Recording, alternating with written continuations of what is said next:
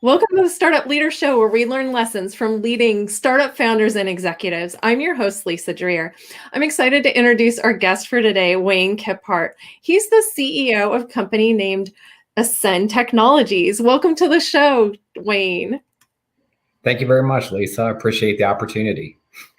Yeah, thank you so much for joining us today. Maybe you can start by giving us a little background on yourself and Ascend. Yeah, so a little bit background on myself. I've been in the managed services arena for a long time, probably longer than I would actually like to admit at this point. The great thing is I get to work with a bunch of really smart people, and that there's a lot of opportunity in this industry to continue to help our customers with their technology needs. Yeah. So, what are some of the key trends that you guys are keeping an eye on right now?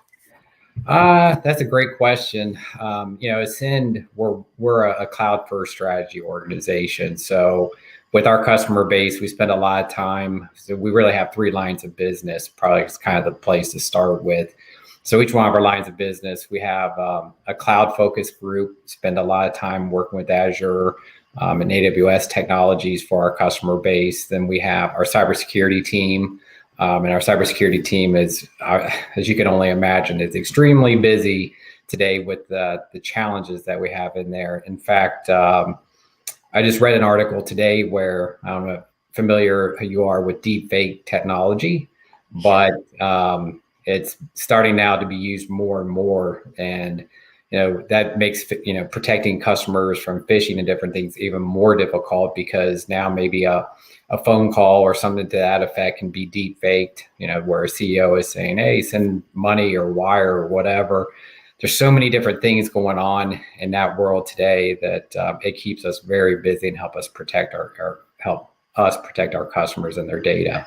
So, and then our Salesforce line of business has just continued to blossom.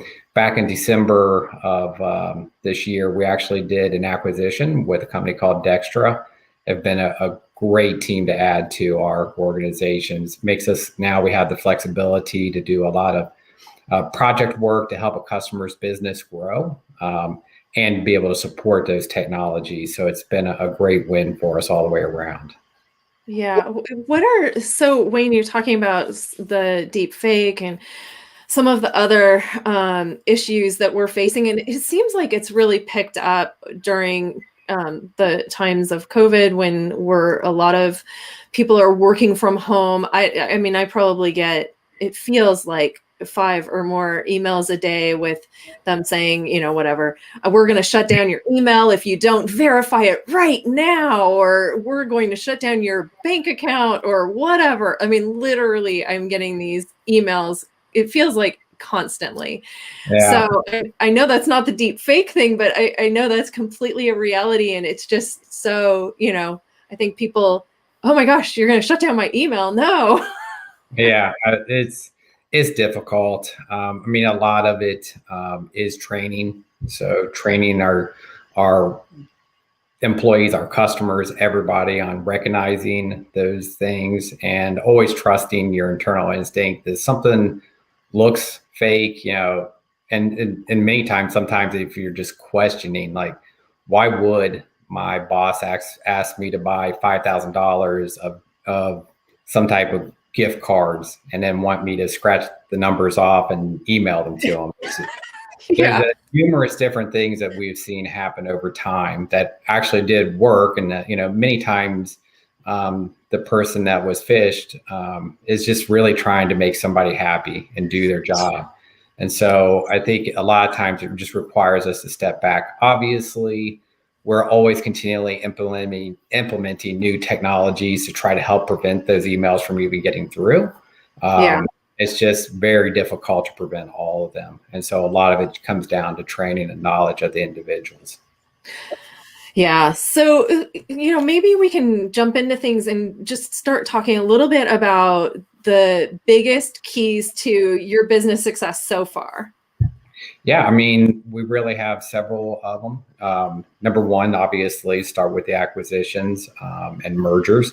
So it started even back with my company and West Monroe. We brought our two companies together.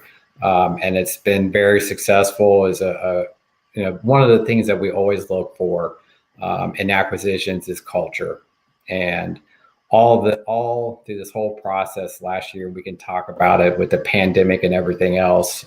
In fact, one of the things that's kind of ironic is that while we're doing this today is Ascend's actual anniversary that you actually helped us launch. So we Congratulations. That's so greatly exciting.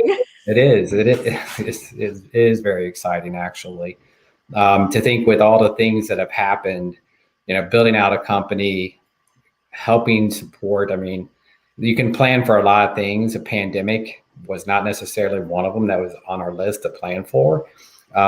When we started in January of last year, so 75 days later, we had to send our entire company home and tell them, hey, you have to work from home. And we thought, yeah, maybe it's for a month or two. Obviously, now it's a year later, and we're still operating in that same format today. Yeah. So we've had definitely a lot of lessons learned, probably about what doesn't work so much versus what does. But many times it's a continual change in the environment. You just have to adapt to it. Yeah. Oh my gosh. So what would you say is the most valuable lesson that you've learned over the last year? I would say the most valuable lesson is that people are very, very resilient. If you have a positive culture, you will get through it. However, the communication becomes even more important. So we started doing monthly calls. We used to do quarterly updates on the business, and we started doing it monthly, meeting with the different teams, in smaller sessions because you can't see people face to face. And also, I know that there's a lot of talk in the industry about just everybody being remote for the rest of their lives for work. You have to learn how to do that effectively. Project management, different things. I've been told several times, like, oh, it would be a lot easier to whiteboard something in person. It would be Yeah. easier to train people in person. All those things are true, probably to a certain extent, but also we had to adapt to the new environment, and knowing that wasn't possible, come up with new methodology to support some of these things. So it's definitely been a year of learning, if anything. Yeah. Are there certain things that you've done to make it easier? I would say that a lot of it's probably what a lot of other customers have faced. I think we have definitely developed out our team's environment. We use AWS Connect for our call center, and that's helped us out quite a bit. So there's some technologies behind it that have definitely helped. I think the other thing too is we have a very good leadership team. I don't even, management, you can get into conversations about management and leadership. The big thing is that we really care as much as possible about our team members. And that's very important because if your team members feel cared for, they're going to take care of your customers. And we've had all the challenges that every other customer company has had, but I've always seen our leadership in one area or another always step up and work to help resolve them. And it's been, unfortunately, employees getting affected by COVID, their families being affected by it, customers being affected by it. The team has worked around the clock to help out in many situations, whether it's because a person needs to be covered, for their shift, or a customer is having an issue, and just always willing to step up and help out. So it's been I've been amazed at the accomplishments that we've had this year, and that's even including our sales team. We didn't even have a sales team. We are more or less, you should look at having Ascend as starting from ground zero, like building out the sales team, building out the marketing team, which you actually helped us with, building out our brand, working with customers, and making sure that everything's put in place, because we had to put our own dynamic, basically our own ERP systems in place and different things, and to make sure our customers are well supported through this process too. So it's definitely been a lot, but the team has always stepped up to any of the challenges. Yeah, what a phenomenal year. I mean, to think that it's only been 12 months just doesn't seem possible to me. Yeah. When you think back, and I don't, you can go as far back in your career as you want, what would you say is the most valuable business lesson you've learned over the years? Uh, the most valuable lesson, I would say, there's probably several. The most valuable one, I would say, though, that probably is to me today is that you can't accomplish it on your own. If you have good team members, and your job is really to support them. So anything I can do to help, anything that our leadership, can do to help our team members are supporting our customers. That's probably the most important thing I've learned over time. I think many of us in our career kind of start out with the attitude of, or at least I did, of, it's up to me to make this happen. And the reality is that, as you learn and grow in different things in your life experiences, you realize that actually the more you end up supporting your team, the more you can accomplish together versus the other way around. Yeah. So, knowing what you know now, if you could go back when you first started out, what one piece of advice would you give yourself? I would say I would tell myself to slow down a little bit. You know, I was, we have a friend that you and I used to work with, and he would always say that, if you said take the hill, well, the problem you have is Wayne's probably already standing at the top of the hill waiting for the rest of the people to get there. Sounds great in theory, but at some point in time, you've always got to be able to, well, to slow down a little bit and make sure that things are in place to be able to support doing whatever you're trying to accomplish. So from my perspective, it would be even in personal life. I mean, when you continue to go, especially when you have a family, I was told one time by my son that, hey, I stopped doing this because you started traveling.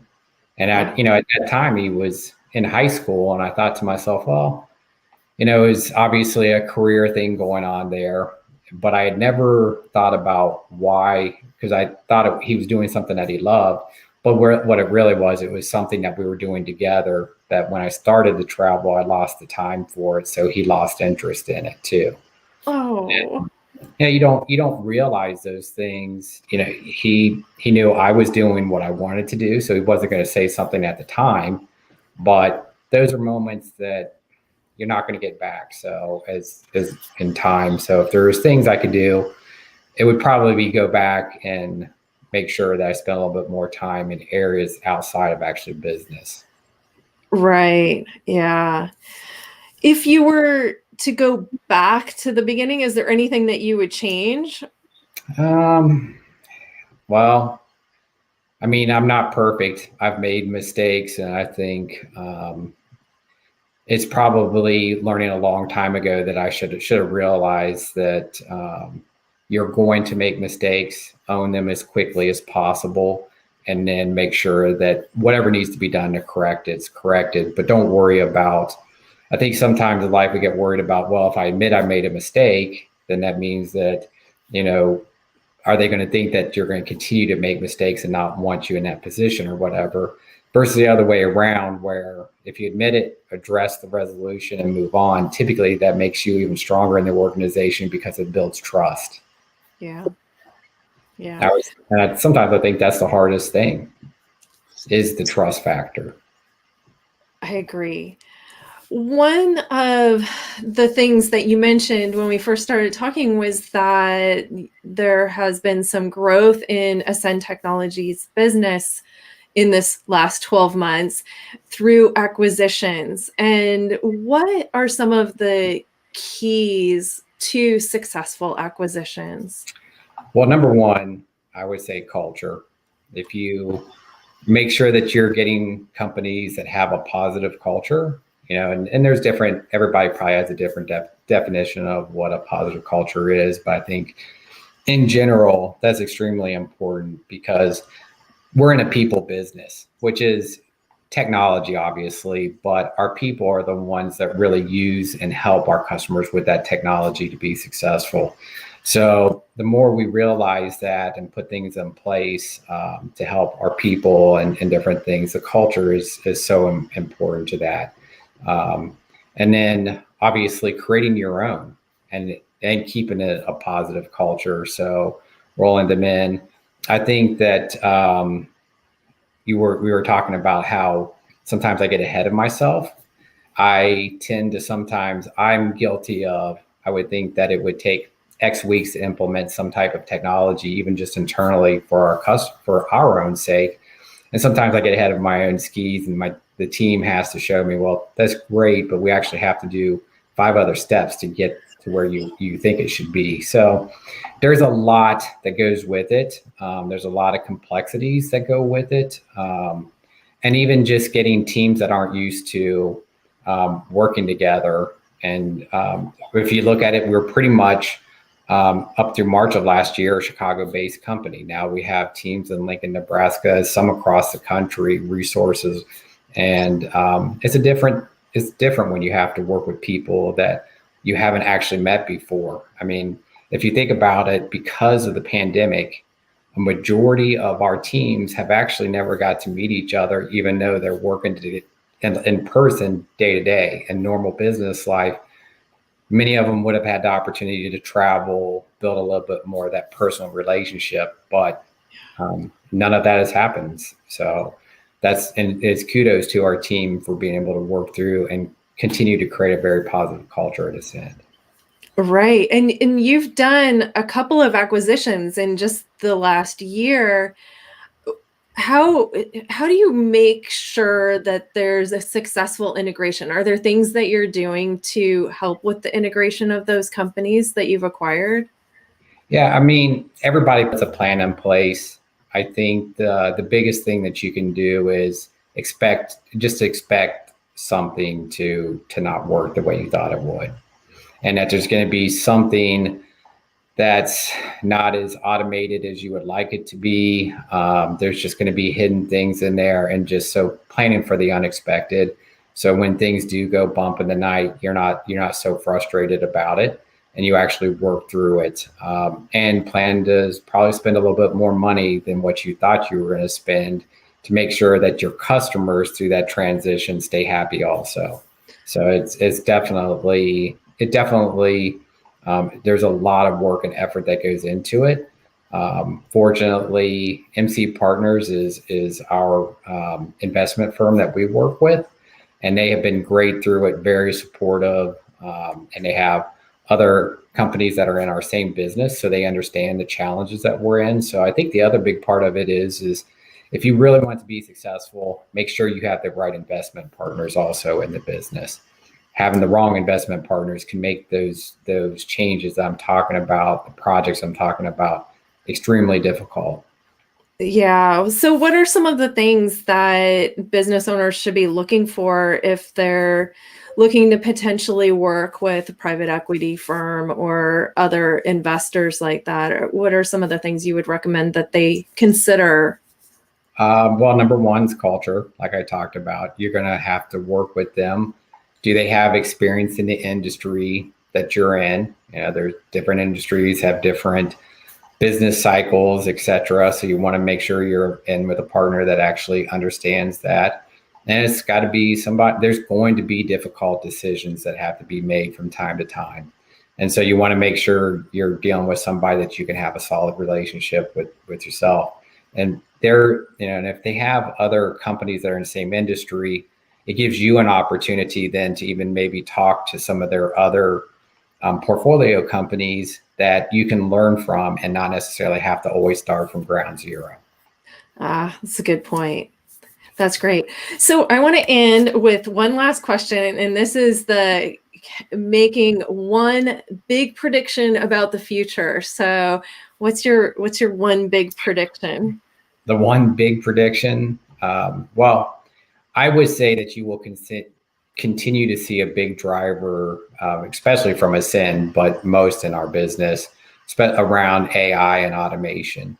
So I think sometimes AI and automation, people think that, well, that's going to take my job or something to that effect.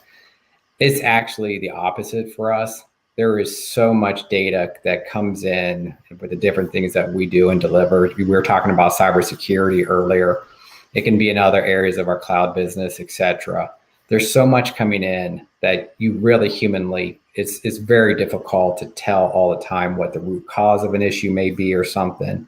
So by implementing these technologies, it actually is required for us to be successful in the future. And we'll continue to be going down those roads and doing a lot of things to help us and our customers ultimately with it. Oh, that's great. So I can't wait to have you back, and maybe we'll talk about the AI thing specifically and what enterprises are doing to implement this technology. Yeah, it'd be great. I'd love to talk about it because we're doing it ourselves. It's going to be part of our future and our success. That's great. Well, thank you so much for being here today, Wayne. I really appreciate it. I mean, we're already done. Yeah, and I mean, hey, if there are other things you want to share. No, my team kids me all the time that I'll talk as long as you let me talk. Well, thank you for sharing your insights with us. We really appreciate it. All right. Thank you very much. Have a great day. You too.